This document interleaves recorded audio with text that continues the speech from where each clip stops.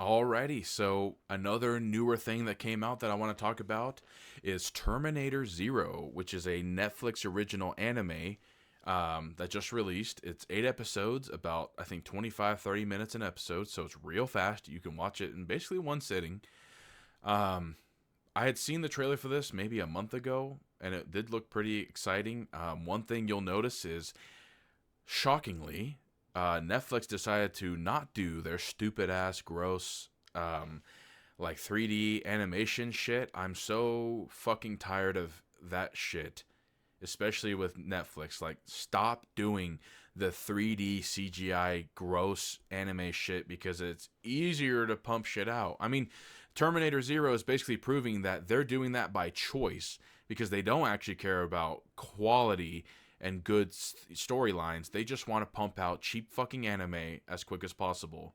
So why on earth they decided to do this for Terminator, I don't know, but I guess I can appreciate that they did because Terminator Zero looks incredible. There's some scenes that use the 3D, but it's very minimal. Everything else is very, very well done.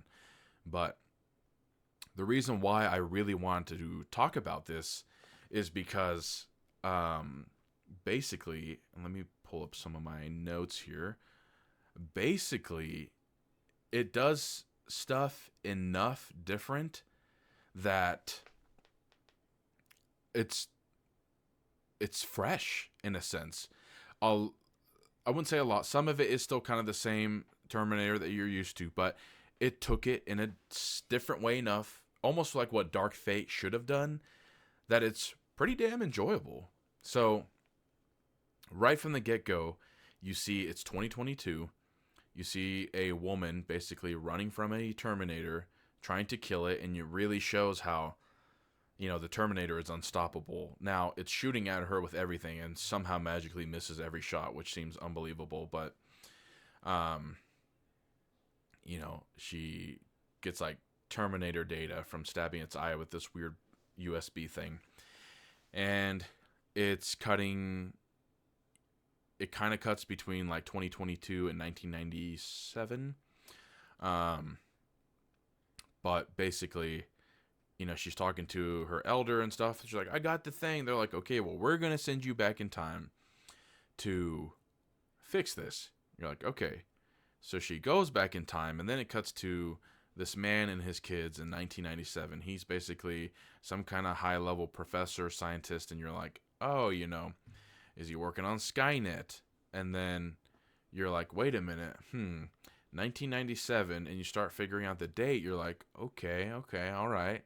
And he goes into this like, big pod room at his office, and he's talking to an AI called Kokoro, and you're like, huh, okay, interesting. And then it'll cut back to 2022, and basically Skynet is sending back a Terminator to, because it takes place in Japan, to Japan to find that guy and kill him, and also find oh, I'm sorry, it's the reverse. That lady in the beginning goes back in time after Skynet builds a Terminator to go back in time and kill that man.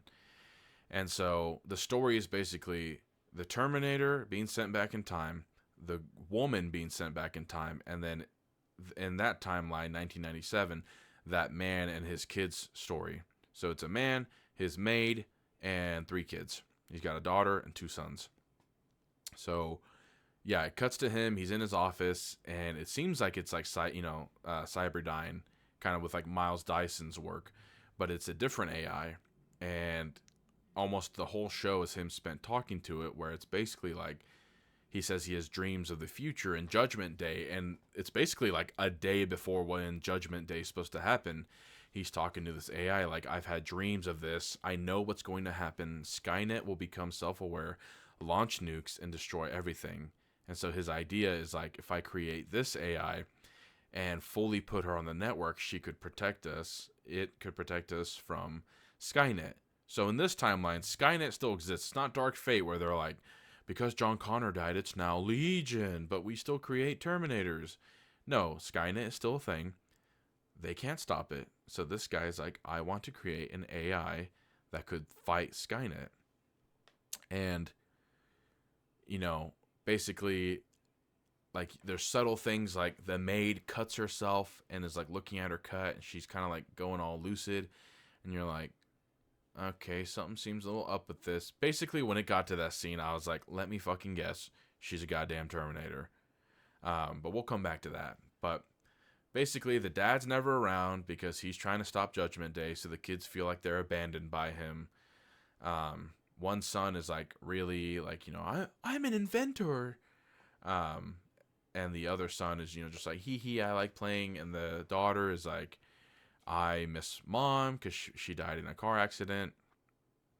And so the maid buys them a cat robot, which pisses off the dad, and he's like, return that shit. And the daughter's like, no. And then, I mean, it's like a sentient cat, but the brother's like, I want to take it apart and see see how it's made. So basically, the sister runs away with the cat and is like, I'm going to go to the amusement park on the other side of the city. And then, all hell breaks loose because the brothers are trying to follow her, but the Terminator also comes, and the lady from the future is there. And I hate to condense it so much, but, it's a lot of the scenes of the dad talking with the AI, and the scenes of, like, the maid, the brothers, the sister, the lady from the future, and the Terminator. I mean, the Terminator is scary as shit. They drew the creepy anime eyes on him. And I think you kind of get a more sense of the Terminator and how smart it is. Because yes, in the first one with Arnold, he's repairing himself, cool. But in this one, the Terminator basically creates a crossbow, a retractable crossbow in his wrist. So it hides in there with his other mechanical whatever, but can come out and shoot like nails. You're like, oh shit, okay, that's pretty cool. And the scenes you see of the Terminator, I mean, killing people, is genuinely frightening and scary. But you keep going like, who is this lady, from the future? Is she the girl grown up? Who is she in relation? Which you do find out at the end. But you also get so much of, and I'm kind of going all over the place because I can't remember the order much, but there's a part where it cuts to, the 2022 timeline when the main girl is talking to the elder lady. And the elder basically explains that by going back in time, you're not fixing this timeline. By going back in time, you are creating a new timeline. So whatever you do there, you are creating a new timeline. So the future you came from is no more. It exists as a different reality that you cannot go back to, but it does still exist. And so, the lady goes back in time knowing that if she does fix the past, she's not fixing their past, she's fixing a new future. So you're like, okay. Oh, sorry, the camera's shaking. The cat came up here. But I love that the show really goes on about like why humanity should be saved, and the question of like what makes a person a human, and like human emotion and human history. Because the main character Malcolm, as he's talking to his AI Kokoro, she asks like, you want to turn me online so I can save you. You want to use me as a weapon. And she's like, look at Skynet. When Skynet became aware, it realized it was created by humans to be a weapon. And then she goes about the human history, of the human race. And it's like, everything leads to war and violence.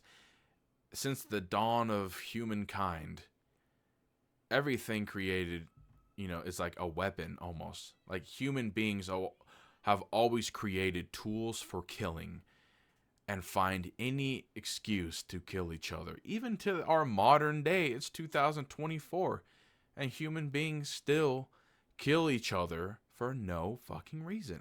The dumbest shit. And so I love that there were so many of those conversations where you're like, damn, I kind of agree with the AI. The AI is like, why would I save you at all? Like, what? Why? And it was just like such an interesting thing. And also, I learned from this show, which is a real thing, that the word robot is basically a translation for slave. The word robot, had came from like a Latin word meaning like slave labor. And so you're like, oh shit, that's fucked. And it just makes you think of like iRobot and stuff. Like, wow, okay, this has such a deeper meaning. But yeah, it just, like the brothers fight because one brother's like, you basically find out the maid is a Terminator, but is a nice one, which we've seen in other movies. But the brother who's like, I'm an inventor, he's like, robot racist. So he's like, F you, get away. You're just programmed to feel. You don't actually love me, And then she's like, even if I was programmed, like I was programmed by your dad to love you. So in essence, like I'm an offshoot of your dad's love. And then he's like, oh my God, I didn't think about that. Oh, maybe I'm a closed-minded asshole. But he's still kind of like, ooh, I'm a little anti-robot. But yeah, it cuts through a lot of discussions like that, and you find out that Malcolm, the main character, is actually from the future, from like the year like 2057, and he had been fighting the war since he was like 6 years old. They were able to destroy a Terminator, take its chip, and he wiped it and basically created an AI where he would not govern anything for it.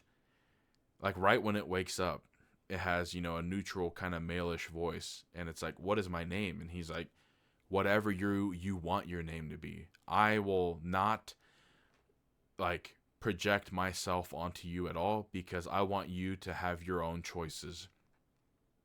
And so it's like, I want a female voice and I want a female identity. And he's like, why?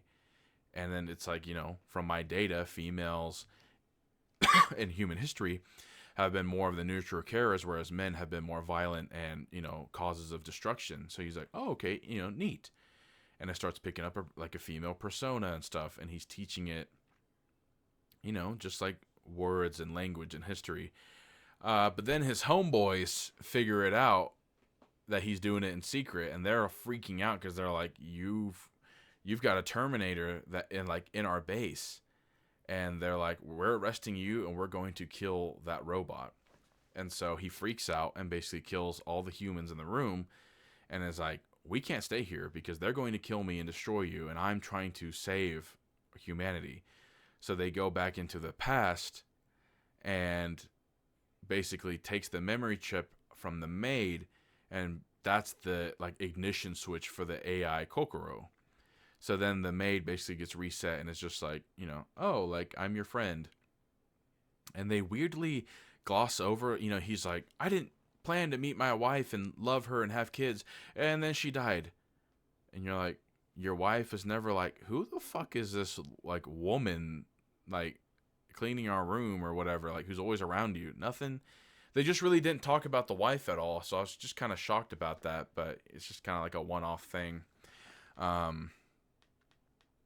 But yeah, you get cool fighting scenes between the Terminator and the maid and even the lady from the future. Cool ideas, like they, find jars of old acid and chemicals, throw it at the Terminator. It's melting through its skin, melting through the metal a little bit. Just really cool fights and stuff. And, it's Japan, so there's really no guns.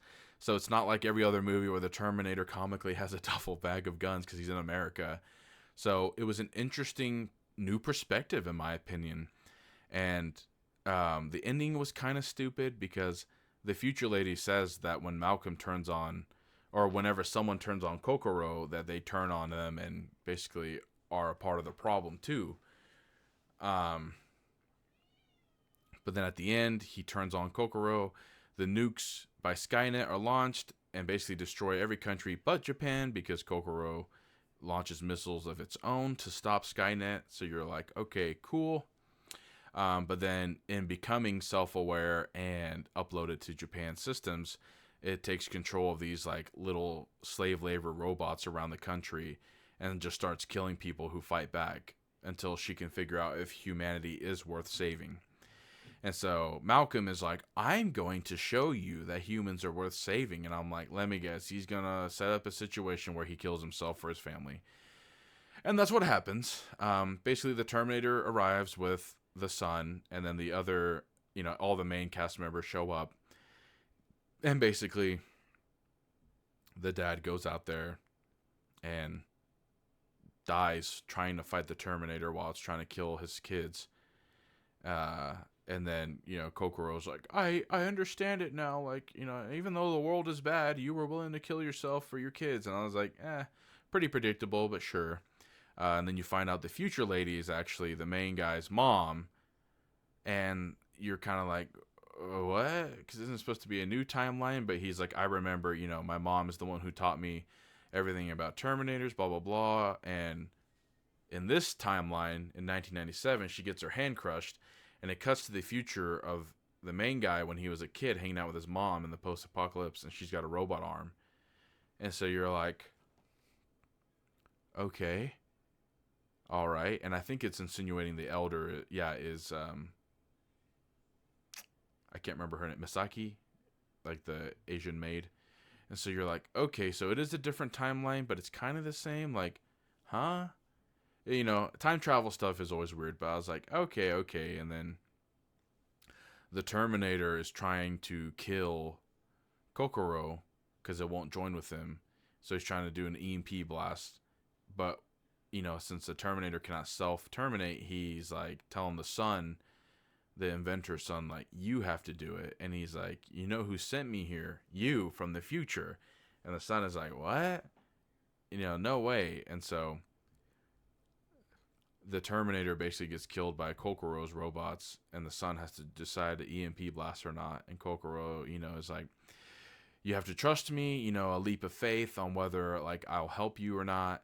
And so he doesn't do the EMP blast, and they all just kind of go hide underground. And Kokoro still continues to block Skynet's nukes in Japan, but then they pick up the Terminator skull. And it's like this weird implication, like Kokoro will start building Terminators and everything will still continue. And so you are like, they were almost doing something different, but it still leads to the same outcome. Because they even have a whole spiel in one of the episodes where they're like, basically like talking shit on all the movies for being the same storyline, where they're like, countless times Skynet sends a Terminator back in time to wipe out resistance leaders while they're kids, and then countless time they fail because the humans will send back someone, and they're like, it's a never-ending story.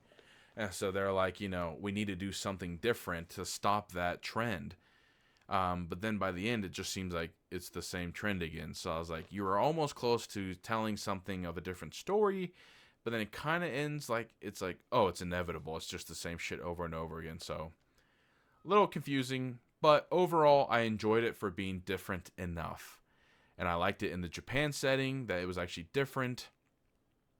I found the kids to be relatively annoying and one note, but, what can you do?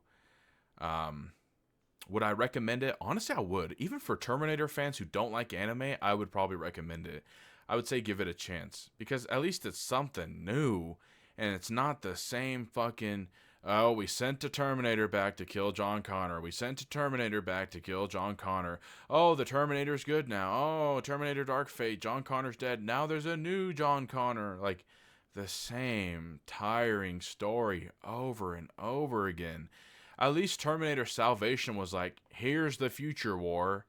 Goddamn, do something else. So, I'd highly recommend it. I'd say go watch it. But, yeah. Until next time, that is going to be for me. I am out.